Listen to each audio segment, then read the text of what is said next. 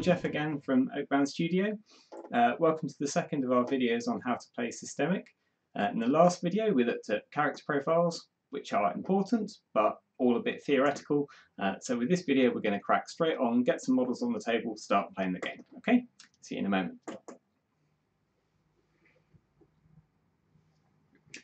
Okay, so to start playing we're going to need a few things. The first thing we're going to need is a couple of miniatures to represent our forces on the board. So I've got here a Miri Losbaston from the woods and a Tiana Chieftain from the woods. The Tiana is a bog standard human profile, 2s across the board with an endurance of 6. The Miri is slightly tougher, he's got an endurance of 7 and he's got an extra point of agility, so he's a bit faster and a bit better in combat than the Tuatha. The Tuatha's advantage though is that he has a sling, so he's got some ranged ability, while the Miri doesn't have any ranged ability at all. We're also going to need a tape measure, okay, for measuring distances. And the last thing we're going to need is a field of vision template. Okay, we sell these through the Oakbound shop. If you don't have one of those, but you do have a copy of the woods, you can photocopy and print out the one on that page. There's one in Factious Waste, and there's also a copy free to download from our website. Another thing that's useful to have is a few dice. The system doesn't use dice, but they're good for scorekeeping. So I use a D6 for keeping track of endurance, and these are D20s for keeping track of stamina. A lot of the creatures in the woods have a stamina which is higher than 12, but I prefer to use a D12 for models that have a lower stamina, just because it's a bit easier to find the numbers on it. But we'll use a D20 for this example. Okay, and then obviously we'll need a gaming board. Again, this is a small 2x2 section of mine, river, snow. Probably best to play on a 3-foot square board rather than 2-foot square board, but because we're only using a couple of models and this is a demonstration, we'll be absolutely fine. The game also doesn't work particularly well with just one model aside. It's better to have 2 or more. You can do more in terms of outmaneuvering your opponent if you've got a few more pieces on the board. So I tend to go for between 4 to 12 models aside, makes a reasonable game on a 3-foot square board. Okay, so let's set these guys up.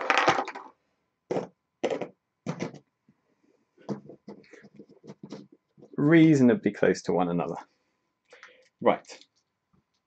The first thing we need to know is what the models can see. Now you'll see on the front of the base there's a white line here. Let's try and move that a bit closer. Again, there's a white line in the direction that the model is looking. That's called a center front line, and that shows you what direction the model is facing in. To see what it can see, you get your field of vision template, line it up with the center front line on the base, and everything within these inner 2 forks, that's what the model can see. Some models can use their peripherals. They're these wider forks. If a model can use its peripherals, you can use the outside of the template, not the inside of the template. It means you can see slightly more.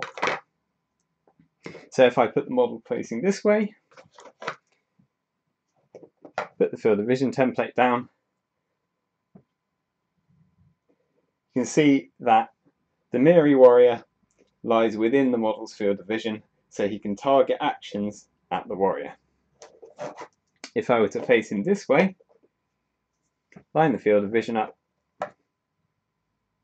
he can't see, so he can't target the warrior over here. The exception is perception range. So models are also aware of anything that's within their perception range. So if he's facing this way, but the Miri is creeping up from behind him, he'll be aware of it at the point at which it comes within his perception range. His perception is 2, so he'll be aware of it at the point at which it comes within a 2-inch radius from his base.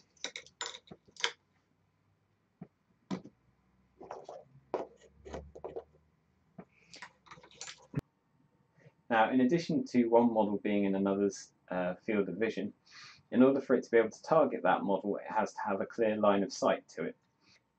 That doesn't apply if it's within perception range, it just applies if it's within the field of vision. But as perception range is usually quite small, it's the field of vision that's usually used. So in this case, we're looking from the Tuatha's point of view. So the Tuatha is looking across the river and can see the Mary in full view on the other side. It might be a bit dark, but he can still see it. If we move the Mary back over here, a bit further into the mine,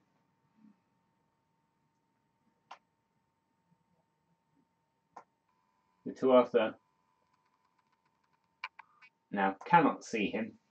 Although he's within the field of vision still, he has no clear line of sight, so he can't target the Mary. If the Mary were to stand over here,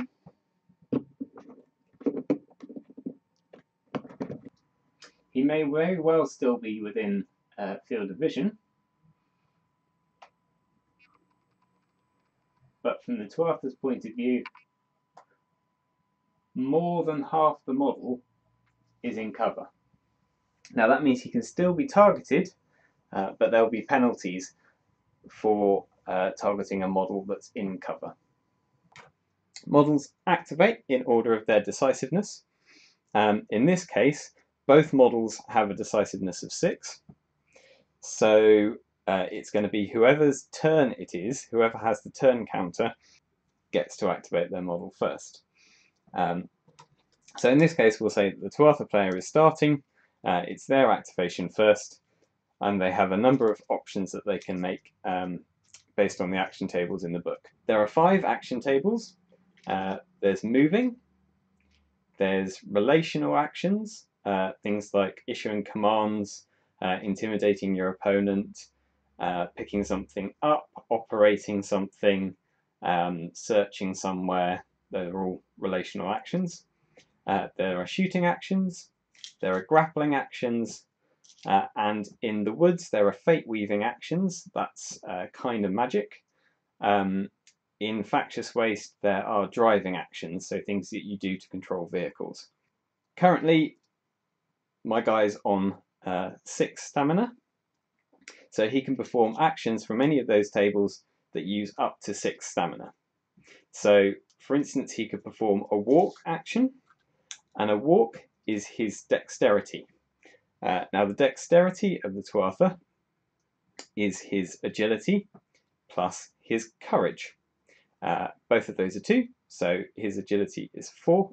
His dexterity is 4. So he gets to move 4 inches as a walk action. That costs him 3 stamina. He now has 3 stamina remaining. So we will record this by putting a d20 next to him, showing that he has 3 stamina remaining. He could perform other actions. At this point, we'll let that go and say that play moves on to the Mary. He's the next one to activate. He doesn't have any ranged capability, and at the moment all he's going to be concerned with doing is beating up this Tuatha chieftain. So he's going to run forward, he's going to sprint. So a sprint is any combination of 2 or more walk moves. Most models are limited by their amount of stamina because it's 3 per walk move. So a sprint of 2 walks is 6 stamina.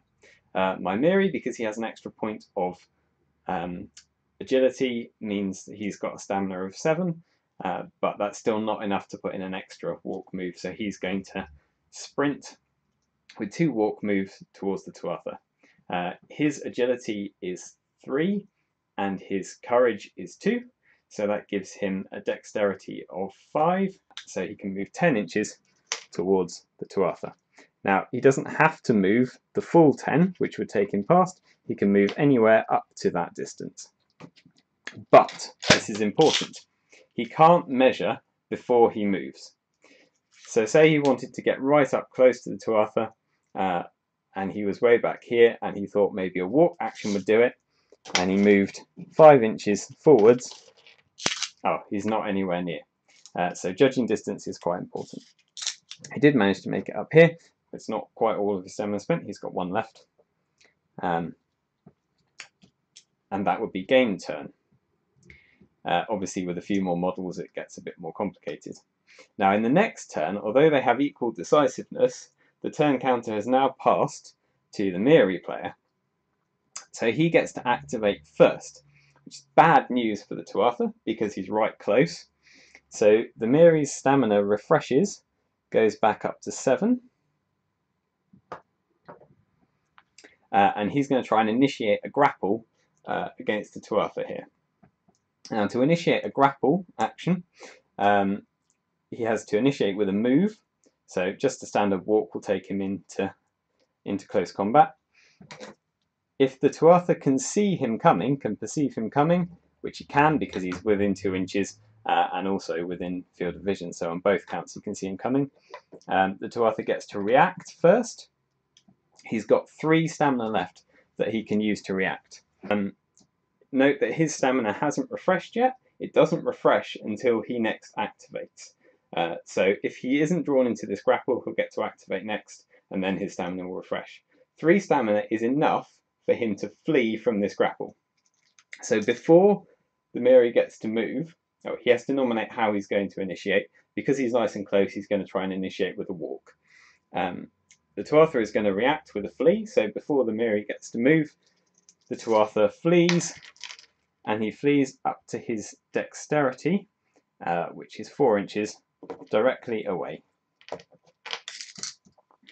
Now, the Miri gets to make its initiate move. If it manages to catch him, that's all well and good. If it doesn't catch the Tuatha, he can still perform further actions at that point. But I think he'll probably be within 5 inches. Yep, so he still manages to make it into combat. That will have taken him 3 stamina because it's a walk move. So he's down to 4 stamina remaining. The Tuatha model is turned so that their centre front lines line up, they're facing each other, and the grapple begins. So what we do to work out the grapple is we calculate a grapple score based on finesse and then some modifiers. So we'll work out a grapple score for each of these models. The Miri has an agility of 3, and he has a strength of 2, so that gives him a grapple score of 5. He then gets to use the unused stamina on his die. He's got 4 stamina remaining at this point. So that's all used in the grapple and gets added to his score. That gives him 9. And if he could initiate the grapple in a way that his opponent didn't get to react to him, he would get to add that stamina spent in the initiate move as well. But because the Tuatha managed to react, he saw him coming, so he doesn't get to add that stamina. So that gives him an overall grapple score of 9. The Tuatha is in trouble at this point because he only has a finesse of 4. His strength's 2. His agility is 2, that gives him a finesse of 4. He doesn't have any stamina left because he used it trying to get away, trying to run from the Miri. So he's lost this grapple by 5 points. The Miri now has a number of options. The higher you win by, the more options you have. He doesn't quite have the full range of options. 6 is what you need to get a full downright blow on your opponent. But he can grip his opponent, he can shunt his opponent, he can throw his opponent to the floor, he can just hit his opponent. What he's going to do at this point is knock his opponent down. So that inflicts the impact value of his weapon. He's got a Snag'em, which has an impact of 3. And not only can he hit his opponent, but he's got a high enough score to knock his opponent to the ground. I'll knock him down there. So his opponent is prone and has taken 3 damage, leaving him with 3 endurance left. So I'll mark that one there. The Tuatha now doesn't get to activate because he's been engaged in a grapple. That's him done for this turn. So the turn will pass back to the Tuatha, and he'll get to activate next time. Okay, things are not looking good for the Tuatha at this point. Getting pelted head-on by a Miri is not a good move. He's prone, So he's not actually in the grapple at the moment. Prone models don't count as being engaged in the grapple. But because he's prone, the only thing that he can do is perform a recover action. So his stamina refreshes. He can perform a recover action, which stands him up. But it also costs him all of his stamina. So he's got no stamina left. The mirror he gets to activate next time, it's pretty fair to say that there's going to be a repeat performance. He's going to go down again, and he's going to get to 0 endurance. Now, when the model gets to a 0 endurance, it's not dead. It can be brought back into the game by healers, medics, medikits, but he doesn't have any friends anywhere nearby, so it's not going to go well for him. He's pretty likely finished off. So let's start this again and see if there are better actions that the Tuatha can take. Okay, we mentioned earlier that the Tuatha has a sling. He's got a missile weapon. So before the Miri gets anywhere near him, we can check that he can perceive the Miri, which he can. He's within his field of vision. It's only just within his field of vision, but it is within, as long as any part of the body of the model is within field of vision, it can be seen. So he can target the Miri with his sling. Now, the sling begins the game loaded, so we don't have to perform a load action. So the options he has are aiming and shooting. An aim will add 2 inches to his maximum accuracy range, and shooting will make the shot itself. So he's quite a long way away. He's got 6 stamina, so he's going to spend 4 of that stamina on 2 aim actions. An aim action costs 2 stamina. He's going to spend the last 2 stamina on making the shot. So that's an aim, aim, shoot. Now we get to work out what his accurate shooting range is and measure the distance. His accuracy is 4. That's his perception of 2 plus his courage of 2 gives him an accuracy of 4. He's also aimed twice, so each of those will give him a 2-inch bonus. So that's an accuracy of 8. And then we'll apply some of the modifiers on the shooting table. So if we have a look, the target is within the shooting model's field of vision, so that gives him plus 3 inches to his range, so that gives him a range of 11. The target hasn't moved this activation, hasn't moved yet, so that gives him a range of 13. And the shooting model hasn't moved this activation, which gives him an additional 1. So that gives him a total accuracy range of 4. Plus 4 is 8, plus 3 is 11, plus 2 is 13, plus 1 is 14. So he's got a 14-inch accuracy range, which is almost certainly enough to hit the Miri.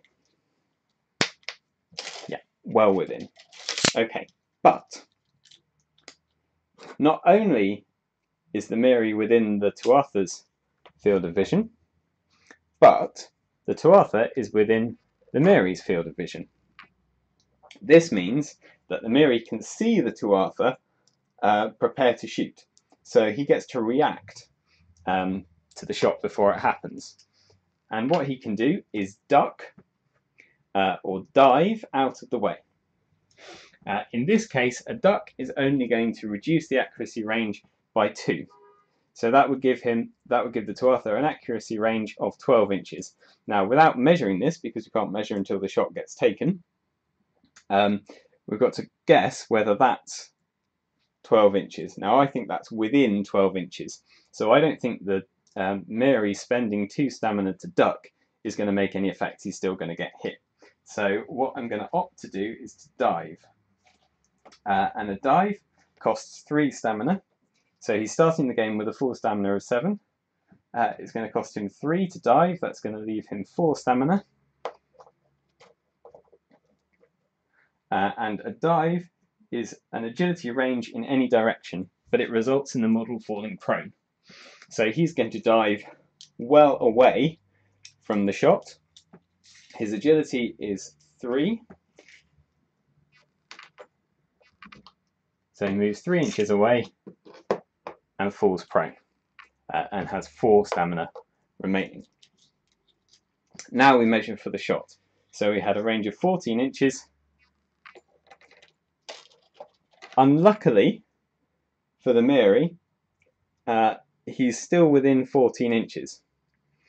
Unluckily for the Tuatha, if a model is prone, there's a -2 modifier to the shooting range. So he's actually only got a range of 12 inches, which means that he misses his target by 2 inches. So now our Tuatha doesn't have any stamina remaining. He spent it all shooting, so activation passes to the Mary. He's prone, so all he can do is perform a recover action, which takes all of his 4 remaining stamina. And he can stand up again. So as you can see, it's really important to make sure that your model has enough stamina to be able to react as well as to act in your turn.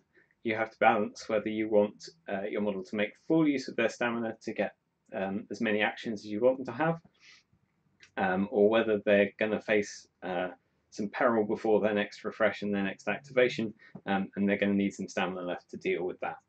Now, there will be some circumstances where it's totally impossible for a model to take on another model in hand-to-hand combat. With one-on-one, that's always going to be the case, but things get worse for attacking models if they're fighting multiple opponents. They get better for models if they can creep up on their opponents. So making the use of terrain, making the use of other models in your warband to surround and to help each other out is really important. Models can order other models to activate out of turn. They can help their friends to refresh. So if you are prone, and let's say in this case the Mary here is on the same side as the Tuatha, if you've got a friendly model within your courage range, which in this case is 2 inches for the Tuatha, you can stand up, you can recover at a cost of 1 stamina rather than the cost of all of your stamina, which means that you can then get out of the way or perform more actions as you need to. So I hope that's given you a good overview of the basics of the game. In the next video, we're going to have a look at Menace, which is how you intimidate your opponent's models into not doing what they want to do. And we're going to have a look at speaking actions, so ordering, charming, coercing your opponent's models, and how you command your own models on the tabletop. So join us next time. See ya.